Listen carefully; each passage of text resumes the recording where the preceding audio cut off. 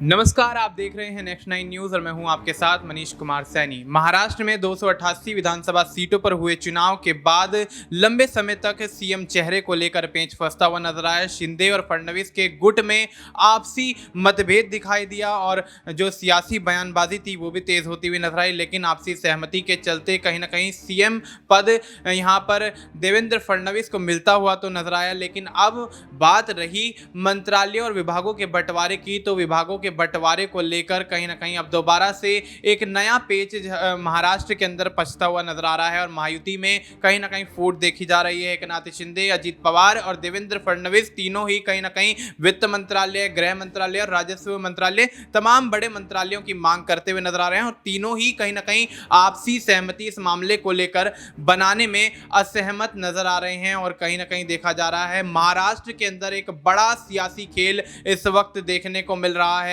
और वहीं कहीं ना कहीं जिस तरह से शिवसेना यूबीटी काफ़ी ज़्यादा एक्टिव होती हुई नजर आ रही है और एमवीए के तमाम यहाँ पर जो सहयोगी दल हैं वो भी इस मामले को लेकर सरकार पर सवालिया निशान खड़े करते हुए नजर आ रहे हैं। महायुति गठबंधन पर सवालिया निशान खड़े करते हुए नजर आ रहे हैं। संजय राउत हो, प्रियंका चतुर्वेदी हो, उद्धव ठाकरे हो, तमाम बड़े चेहरे यहाँ पर कहीं ना कहीं महायुति को घेरते हुए नजर आ रहे हैं। इस मामले को लेकर तमाम चर्चा विस्तार से करेंगे। हमारे साथ हमारे वरिष्ठ सहयोगी मौजूद हैं। अमन सर बहुत बहुत स्वागत है आपका।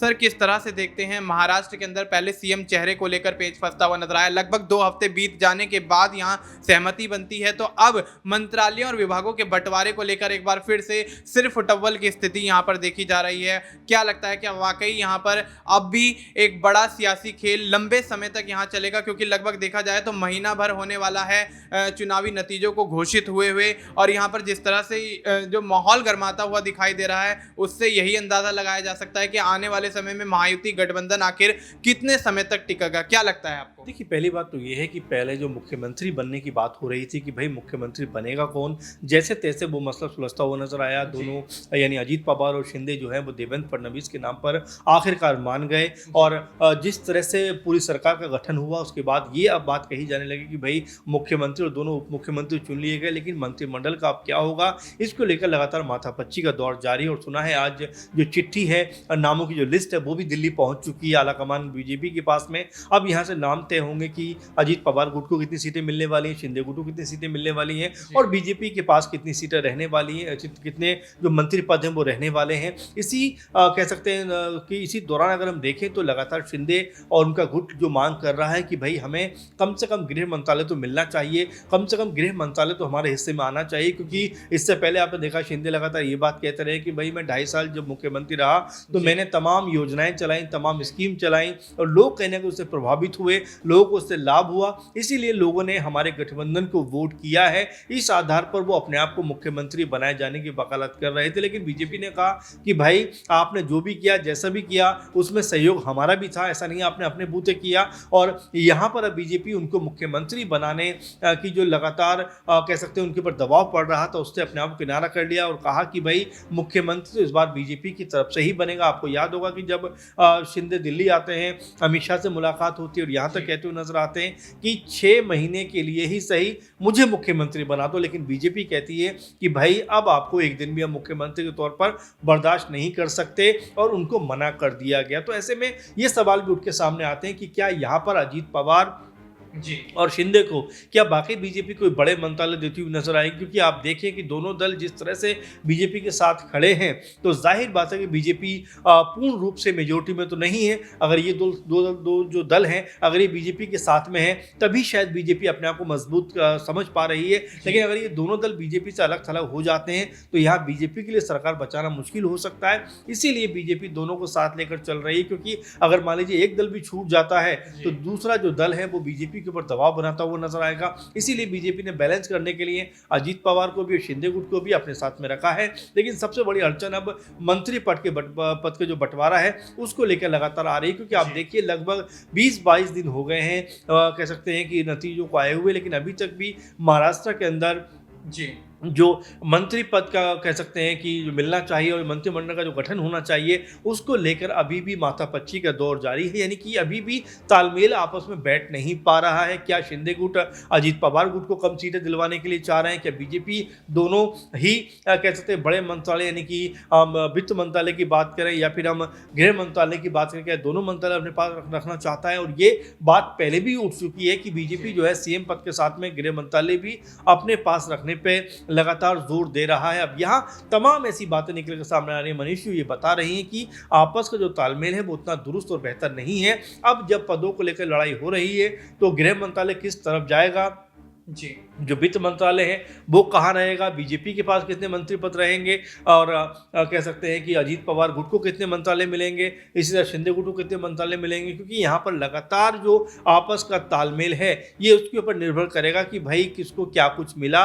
और वाकई में अगर जो बड़े बड़े मंत्रालय बीजेपी अपने पास रख लेती है तो यहाँ एक सियासी बगावत या सियासी जो कह सकते हैं कि यहाँ पर आपस में तरह तरह का माहौल है वो बनता हुआ नजर आएगा। जी बिल्कुल। तो ऐसे में यहाँ पर जिस तरह से राजनीति गर्माती हुई नजर आ रही है, मंत्रालयों के और विभागों के बंटवारे को लेकर अभी भी पेच लगातार फंसा हुआ है और यहाँ पर आपसी सहमति नहीं बन पा रही है। तो अब यही सवाल उठते हैं कि क्या यहाँ मंत्रालयों के विभागों के बंटवारे को लेकर भी अब फिर से राजनीति गर्माती हुई नजर आ सकती है? क्या विपक्षी दलों को फिर से एक नया राजनीतिक मसाला यहाँ मिलता हुआ नजर आएगा? क्योंकि विपक्षी दल भी कहीं ना कहीं इस पर अपनी राजनीतिक रोटियां सेकने के लिए तैयारियां करते हुए नजर आ रहे हैं। और देखा जाए तो जिस तरह से एमवीए के जो शिवसेना यूबीटी गुट है वो कहीं ना कहीं यहाँ पर हमलावर रहता है और तमाम यहाँ पर उद्धव ठाकरे के बयान निकलकर सामने आते हैं, संजय राउत के बयान यहाँ पर निकल कर आते हैं, प्रियंका चतुर्वेदी के निकल कर, तो तमाम यहाँ पर जो विपक्षी पार्टियां हैं वो भी एक्टिव होती हुई नजर आ रही हैं। लेकिन यहाँ अगर गृह मंत्रालय और वित्त मंत्रालय जैसे बड़े मंत्रालयों की मांग को लेकर अगर सहमति नहीं बन पाई तो क्या वाकई यहाँ फूट पड़ती हुई नजर आएगी? क्या यहाँ दोबारा यहाँ पर री इलेक्शन की यहाँ पर बात उठती हुई नजर आएगी? क्या माहौल महाराष्ट्र के अंदर फिर से खराब होता हुआ नजर आएगा या फिर दिल्ली में कोई बड़ी बैठक होगी जिसके बाद मामला शांत होता हुआ नजर आएगा? सर अगला सवाल यही रहेगा, क्या लगता है क्या वाकई जिस तरह से महाराष्ट्र के अंदर उलझी हुई राजनीति अभी देखी जा रही है और जो सीएम बनने के बाद यहाँ देवेंद्र फडणवीस जिस तरह से गृह मंत्रालय अपने पास रखने की बात करते हुए नजर आ रहे हैं, तो वहीं शिंदे भी लगातार जोर आजमाते हुए नजर आ रहे हैं कि वो मंत्रालय हमारे पास होना चाहिए।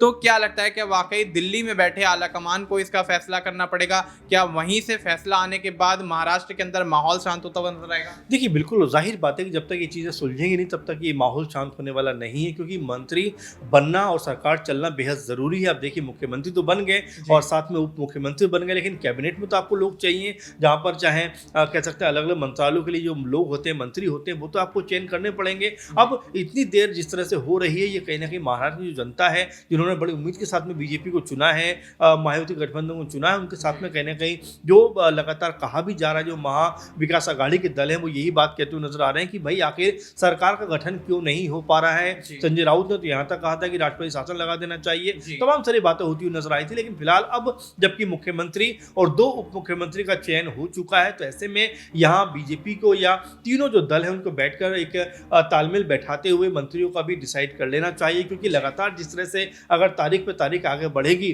तो जाहिर बात है इसको लेकर जो विपक्ष है वो सवाल उठाता हुआ नजर आएगा। आप देखिए झारखंड की बात करें तो वहां पर मुख्यमंत्री भी चुन लिए जाते हैं, वहां पर मंत्रिमंडल का गठन भी हो जाता है, सरकार अपना काम करना शुरू भी कर देती है। लेकिन महाराष्ट्र की बात करें तो अभी तक जो राजनीति है जो समीकरण है वो उलझे हुए से दिखाई पड़ते हैं और आपस का जो तालमेल है कहने को तो बहुत बेहतर नजर आता है, कहने को तो ऐसा लगता है कि तीनों दल एक साथ ही आगे बढ़ना चाहते हैं, लेकिन अंदर खाने में ऐसा लग रहा है कि पदों की लालसाओं को लेकर, मंत्रालयों की लालसाओं को लेकर अभी भी आपस में सहमति का दौर नहीं है। और यहाँ पर जो बड़े महकमे खासकर अगर हम गृह मंत्रालय की बात करें, वित्त मंत्रालय की बात करें, शहरी विकास मंत्रालय की बात करें और भी तमाम मंत्रालयों की बात करें तो ये लगातार जो कह सकते हैं कि शिंदे गुट है या अजीत पवार गुट है ये अपनी तरफ आने के लिए, अपनी तरफ लाने के लिए लगातार कशमकश कर रहे हैं। बीजेपी क्या वाकई में इन बड़े दलों को, इन बड़े मंत्रालयों को, इन दलों को देती हुई नजर आएगी या फिर ये मंत्रालय जो है वो बीजेपी अपने पास रखना चाहेगी? इसको लेकर लगातार फिलहाल कह सकते हैं कि बातचीत का दौर जारी है।